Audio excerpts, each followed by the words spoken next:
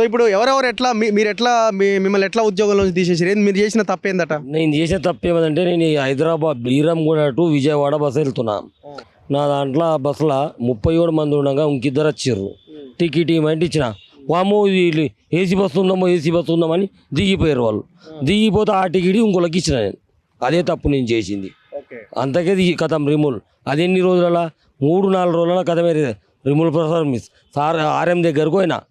ఆయన ఏమంటాడు, బూతుడు ఏమ్రా నా దగ్గరకు వస్తావారా నువ్వు, ఏమనుకుంటున్నావురా నా సంగతి అది. మళ్ళీ ఒక డ్రైవరు తిమ్ము మిషన్ కొట్టాలి, వాటర్ బాటిల్ ఇవ్వాలి, పైసలు చూసుకోవాలి. అలా దొంగ నోట్లు వస్తాయి. ఎవడు దొంగనో తెలియదు, ఎవడు మంచోడో తెలియదు. టైర్ పంక్చర్ అయినా ఒక్కడే. ఒరి పిలుచుకోవాలి, విజయవాడ పోవాలి, విజయవాడ నుంచి హైదరాబాద్ రావాలి. 600 kilometre, 630 kilometre. Beeramguda to Vijayawada, Vijayawada to Beeramguda. ఇద్దరు ఉంటారు కదా అంత దూరం? ఒకటే డ్రైవర్ విజయవాడ. ఇంకా లాంగ్ అయితే ఇద్దరు. అందులో ఒక్క డ్రైవరే నీళ్ళ బాటలు వేసుకోవాలి, నీళ్ళ బాటల లెక్క కూడా చెప్పాలి, టిమ్ముల పైసలు లెక్క చెప్పాలి, మళ్ళీ వాటర్ బాటిల్ ఎన్ని ఇచ్చినావు అది కూడా లెక్క చెప్పాలి. అదే డ్రైవర్. ఇంత పని అడిగేలు చేయగలుగుతావు ఒక డ్రైవర్. అదే ఒక కండక్టర్ ఉంటే ఇంత ఉంటుందా? మళ్ళీ మమ్మల్ని తీసేయాలి. ఏ ఇయర్లో తీసేసి? నేను 2023 మార్చ్లో.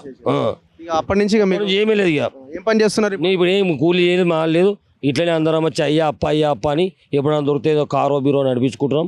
20-30 రూపాయలు 200-300 వేస్తే ఇంత బియ్యం కొనుక్కొని తింటున్నాం. నేను మీదకి వెళ్ళి రావాలి. ఎన్ని ఇయర్స్ ఎక్స్పీరియన్స్ ఉంది మీకు? నాకు 30 సంవత్సరాలు డ్రైవింగ్ సర్వీస్. ఎప్పటి నుంచి? ఆర్టీసీలో 2008 నుంచి చేస్తున్నాను నేను. 13లో 23లో మిమ్మల్ని 23లో చేస్తున్నాను.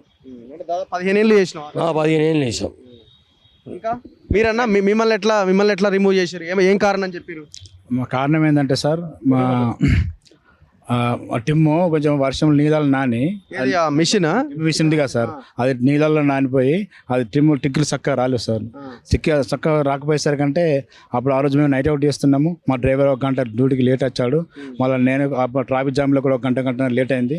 మళ్ళీ తర్వాత మళ్ళీ ఈ టిమ్ము ప్రాబ్లం ఇట్లా అవుతుంది. మళ్ళీ ఒకటి అప్పుడు ఆఫ్ చేస్తేనేమో అట్లా అవుతుంది, ఆన్ చేస్తేనేమో కొంచెం ఒక్కోసారి మంచిగా అవుతుంది, మళ్ళీ తర్వాత అట్లా ఆగిపోతుంది సార్. 5-6 సార్లు అట్లా రోజు ఒక 2-3 నెలల నుంచి అట్లనే సతాయిస్తుంది అది టిమ్ము.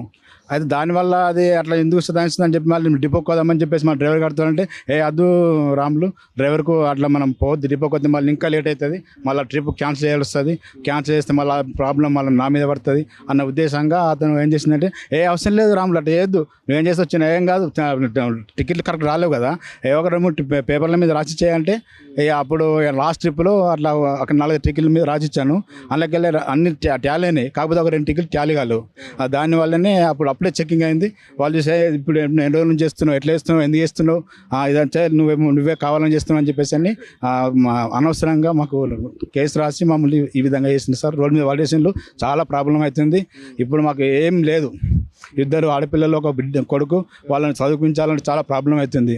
మమ్మల్ని ఈ విధంగా చేస్తే మా ఆదిలాబాద్ డిస్ట్రిక్ట్ నుంచి వచ్చినాం సార్. మేము ఆదిలాబాద్ నుంచి ఏ డిపో? ఇప్పుడు మేము కంటోన్మెంట్ డిపో సార్.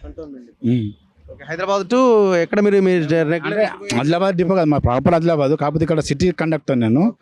ఇదే మొత్తం మెహదీపట్నం డిపో 5M రూట్లో డ్యూటీ చేస్తున్నా సార్. అప్పుడు బార్డర్ దగ్గర చెక్కింగ్ అయింది. ఏ ఇయర్లో తీసేసి? 2019లో. 2019లో సెప్టెంబర్ 20 నాడు చేసింది సార్. అప్పటి నుంచి మీకు జాబ్ లేదు, ఏం లేదు, మొత్తం ప్రాబ్లం ఉన్నది సార్. ఇప్పుడు ఏం పని చేస్తున్నారు? ఇప్పుడు ఏం లేదు, వాటి ఏదో చిన్నగా సెక్యూరిటీ చేసుకొని జాబ్ ఇట్లా బతుకుతున్నాం సార్. సెక్యూరిటీ ఆ సెక్యూరిటీకి ఎంత వస్తుంది సార్? ఒక 10-12 వేలు వస్తున్నాయి. దానికోటి ఇప్పుడు మాకు కుటుంబం పోసుకోవాలా, మళ్ళీ కాలేజ్ ఫీజులు కట్టాలి, మళ్ళీ తర్వాత రూమ్ రెంట్లు కట్టాలి. మీకు మీ జీతం ఎంత వచ్చేది? మాకు అప్పుడు మేము ఉన్నప్పుడు 30 చిల్లర ఉండేది సార్. అది ఇప్పుడు మాకు 12 వేలతోటి చాలా ప్రాబ్లం అవుతుంది సార్. అది మరి ఆ 186 మందిలో మీరు లేరు, కొంతమందిని తీసుకున్నారు కదా. అది వాళ్ళు అప్పీల్లో ఉండే సార్. అప్పటికి మా అప్పీల్ని మొత్తం రిజెక్ట్ చేసి పెట్టింది సార్. అందువల్ల మేము 3 అప్పీల్ రిజెక్ట్ వల్ల మాకు ఈ పరిస్థితి వచ్చింది సార్. తీసుకోలేదు, మొత్తం తీసుకోలేదు. మీరు 3 చేయడము, మీకు అసలు లైవ్లో లేరు, మీరు అసలు ఆర్టీసీలో మీరు పనికిరారు, మీరు అవసరం లేదు అని చెప్పేసి అన్న ఉద్దేశంలో మమ్మల్ని పక్కకు పెట్టేసింది సార్. మీరేంత మిస్టేక్ చేశారు? మా నిజామాబాద్ అని, నా పేరు గంగాధర్, నేను కండక్టరు. నాకు ఇది సేమ్ టెక్నికల్ ప్రాబ్లమే. మాకు టికెట్ ఇచ్చే మిషన్ ఇస్తారు. ఆ మిషన్ ఏమైందంటే పొద్దుందాకా నడిచిందంటే లాస్ట్ మూమెంట్లో కోసం స్టక్ అవుతుంది.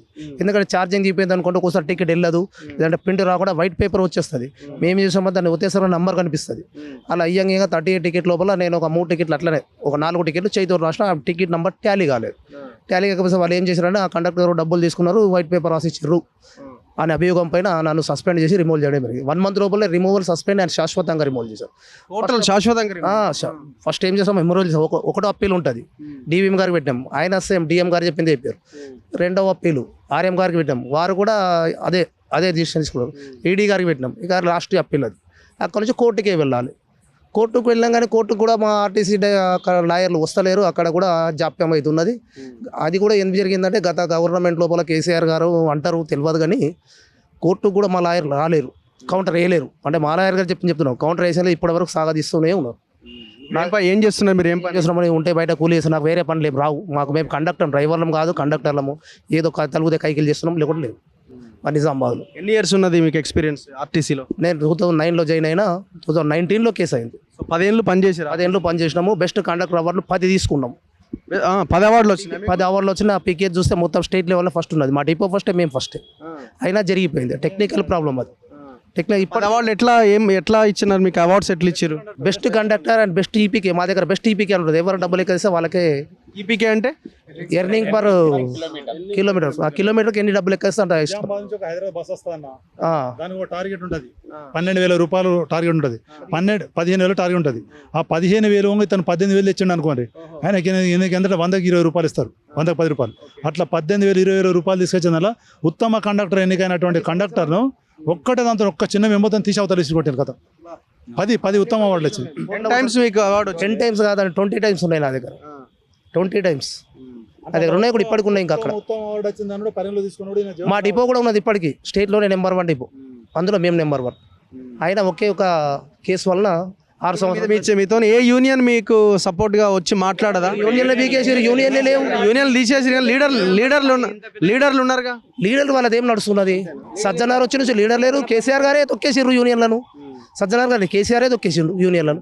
ఎవరు మాట్లాడతారు? ఉండాలనా? అవసరమా? ఉండాల్సిందే. నేను కూడా ఒకప్పుడు లీడర్షిప్ చేసిన, లేదు కాదంటలేము. యూనియన్ ఉండాల్సిందే. ఉంటేనే కొంచెం సామాన్యుడు తెలియనోడు కూడా మాటలు వర్తిస్తాయి కదా. ఇప్పుడు తెలియని వాళ్ళకి ఆయన మొత్తం మీద ఒక్కేస్తున్నారు. నిన్న ఒకేసారి తాగి నడిపిరని ఎవరిని తొలగించారు? తాగి నడపలేదు సార్. సరే మీది ఎక్కడ? నా పేరు వైపీ రావు అండి, సత్తుపల్లి డిపో మాది. కండక్టర్గా రిమూవ్ అయ్యాను నేను. రిమూవ్ అయింది ఇప్పటికి 3 years అవుతుంది. అయితే జనరల్గా ఈ కండక్టర్స్గా అయ్యేటటువంటి కేసులు ఏంటంటే ప్రధానంగా ఈ టిమ్ము అంటే టికెట్ ఇష్యూయింగ్ మిషన్, ఈ టిమ్ములో వచ్చేటటువంటి కొన్ని లోపాల వల్ల, టిమ్ సరిగ్గా పని చేయకపోవడం వల్ల కానీ, అది స్ట్రక్ అయ్యి టికెట్ బయటికి రాకపోతే లోపల ఫీడ్ అయిన నెంబర్ని చూసి వేయటం వల్ల ఇటువంటిది కానీ, లేదా అందులో నంబర్లు ఒక్కొక్కసారి జంప్ అవుతూ ఉంటాయి. ఇటువంటివి మరి మేము కండక్టర్గా చూసుకోలేము, బస్సు నిండా జనం ఉంటారు. ఇటువంటి 2 సందర్భాల్లోనూ మేము ఎక్కువగా స్క్వాడ్ వచ్చి మీరు ఎట్లా రిమూవ్ అయ్యారు? నేనైంది, నాకు టికెట్ స్ట్రక్ అయింది. నేను ఏలూరు నుంచి వస్తుంటే టిమ్ స్ట్రక్ అవుతుంది, రావట్లేదు టికెట్, బర్రమని సౌండ్ వస్తుంది. అప్పుడు నేనేం చేయాలి? లోపల ఫీడ్ అయిన నెంబర్లు తీసి రాయాలి. ఆ రకంగా చేసినటువంటి క్రమంలో ఒక టికెట్ 2 సార్లు వేయటం అనేది జరిగింది. పొరపాటు చేశాను, దానికి రిమూవల్ అయింది. నేను ఒక్కడే కాదు, కండక్టర్స్ మొత్తం కూడా అయ్యేటటువంటి కేసుల్లో టిమ్ సరిగ్గా పని చేయకపోవడం వల్ల వచ్చేటటువంటి లోపమే ఇది. అంతే తప్ప మేము కావాలని ఎక్కడ చేసిందటువంటిది లేదు. ఇంతే, నేనే కాదు, డ్రైవర్లు కూడా అంతే. ఇక్కడ డ్రంకెన్నెస్ కేసుల గురించి మీకు ఒక్కసారి వివరించాలి. ఇప్పుడు అన్నయ్య చెప్పాడు, మా రాజేంద్ర అన్నయ్య, ఏంటి డ్రంకెన్నెస్ కేసు గురించి అంటే, అతను మద్యాన్ని సేవించి డ్యూటీలోకి వెళ్ళట్లా, బస్సు బయట పెట్టట్లా, ఇక్కడే గ్యారేజ్లోనే అతను ఆల్కహాలిక్ బ్రీతింగ్ ఎనలైజర్తోనే టెస్ట్ చేస్తున్నారు. చేసినప్పుడు కొన్ని మిషన్లు తప్పు చూపిస్తున్నాయి, కొన్ని తేడాగా చూపిస్తున్నాయి. అయితే పుట్టిన దగ్గర నుంచి అసలు మందు తాగిన వాడికి కూడా 100-120 చూపిస్తుంది, 120 పాయింట్లు. కేవలం ఈ మిషన్ ఫాల్ట్ ఇవి. ఆ రకంగా కొంతమంది ఎలా సక్సెస్ అయ్యారంటే, పోలీస్ స్టేషన్కి వెళ్ళి మళ్ళీ అక్కడ టెస్ట్ చేసి అక్కడ 0 వస్తే తీసుకొచ్చి కొంతమంది డ్రైవర్ ఆ కేసులు అయినాయా అటువంటి నిలబడ్డారు. మరి ఇక్కడ ఆ రకంగా వెళ్ళకోకుండా కొంతమంది మాలాంటి అమాయకులు ఏం చేస్తారంటే, సార్ మళ్ళీ ఒకసారి ఏంటంటే మళ్ళీ చేసి చూస్తే 0 వస్తుంది. మరి 0 వచ్చింది కదా సార్, మరి రెండోసారి మరి మాకెందుకు సస్పెండ్ చేస్తున్నారని అడిగితే, లేదు మొదటిసారి ఏదైతే వచ్చిందో దాని గురించే లెక్కలో తీసుకుంటాం అని చెప్పేసి అంటున్నారు. అంటే వాస్తవంగా అసలు ఈ డ్రైవర్ అనేవాడు డ్రంకెన్నెస్తోని మందు తాగి డ్యూటీలోకి వెళ్ళట్లా, బస్సు బయటికి తీయట్లా. నిజంగా అతను తాగి వచ్చినా కానీ అతన్ని రిమూవ్ చేయటం అనేది అన్యాయం. ఏదన్నా అతన్ని సస్పెండ్ చేయొచ్చు, లేదా ఒక 1 వారం రోజులు 10 రోజులు ఆబ్సెంట్ కూడా పెట్టొచ్చు. బస్సు నడపలేదు అతను. బస్సు నడపకోకుండా గ్యారేజ్లోనే టెస్ట్ చేసి ఈ రకంగా చేయటం అనేది అన్యాయం అని చెప్పేసి నేను మీ ద్వారాగా నేను సీఎం గారిని కోరుకుంటున్నా. అదేవిధంగా ఇప్పుడు ఒక డ్రైవర్ ఉంటాడు. డ్రైవరు బస్సులో 50 మంది ఉంటారు. కానీ ఎవరైనా అకస్మాత్తుగా ఏదన్నా గేదెలు వచ్చినా, లేకపోతే బర్రెలు వచ్చినా, లేకపోతే ఏదన్నా యువకులు ఎవరైనా మందు దాకా వచ్చి సడన్గా వచ్చి బస్ కింద పడతారు. దానికి డ్రైవరు ఏంటి ఎంతవరకు బాధ్యత? అది అతని యొక్క బాధ్యత లేదు కదా. ఎంతవరకు చూసుకోవాలి ఆయన? బస్సు లోపల ఉన్న 50 మందిని దృష్టిలో పెట్టుకుని అతను డ్రైవింగ్ చేయాలి. అటువంటిది పొరపాటుగా వాళ్ళు వచ్చి తప్పు చేస్తున్నా కానీ డ్రైవరే రిమూవ్లు. ఈ రకంగా ఆర్టీసీలో జరిగేటటువంటి అనేక రకాలైనటువంటి లోపభూయిష్టమైనటువంటి చర్యలు ఇవి. ఇంకో చిన్న విషయం చెప్తాను. ఆర్టీసీలో ఉద్యోగం చేసే కార్మికుడికి వాడు ఒక్కరోజు సెలవు తీసుకోవడానికి వీల్లేదు. సెలవు ఎవరో ఇప్పుడు జనరల్గా లీవులు ఉంటాయి, మాకు క్యాజువల్ లీవులు ఉంటాయి, సిక్ లీవులు ఇలా ఉంటాయి. ఎంత అవసరం ఉండి లీవ్ పెట్టినా మాకు సెలవు ఇవ్వరు. అక్కడ మన ఏ తార్నాక నుంచో గవర్నమెంట్ హాస్పిటల్ నుంచో మేము సిక్ చేస్తే దాన్ని సిక్గా యాక్సెప్ట్ చేయకోకుండా ఆబ్సెంట్ పెట్టేస్తారు. ఆ రకంగా కూడా డ్రైవర్లు అంటే కండక్టర్లు రిమూవ్ అవుతున్నారు. ఇంకా చాలా మంది ఒక్క నిమిషం